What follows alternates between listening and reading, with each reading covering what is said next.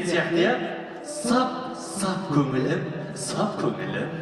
Сап көңілім, сая алмай, сай таппай, не күн туды басына, күні түні жай таппай, сен жайыңа жүргенмен қыз өлеме бай таппай, түн кезгенің мақұл ма, жан жағыңа жалтақтай.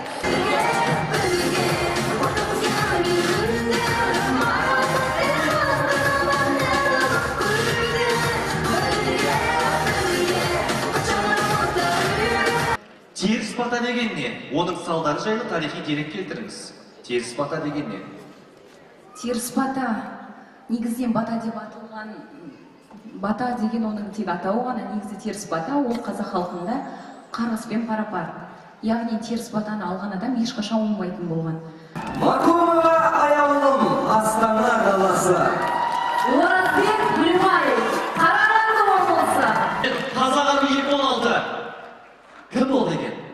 Ертеңнен бастап ақпарат көздері жақсы жылардың Инстаграмда оқырмандары бірдей көбейіп кететін абыңыз кім болды екен? Бұл қиын шешім болды, бірақ та әділ шешім болған сияқты. Сіздерге де мен айтсам, сосын сіздер қол шапалақтасаңыз, сосын ура деп айқайласаңыз, сонда біздің жұмысымыз тиянақты болып шығар. Ал енді Альмира Аханова, Альмира Аханова.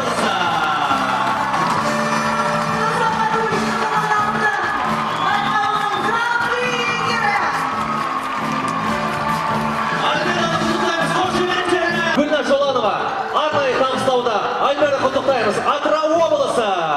2016 жылдың қазақ аруы байқауы аяқталды.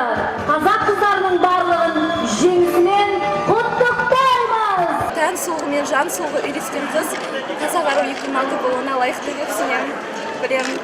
Сложно был конкурс?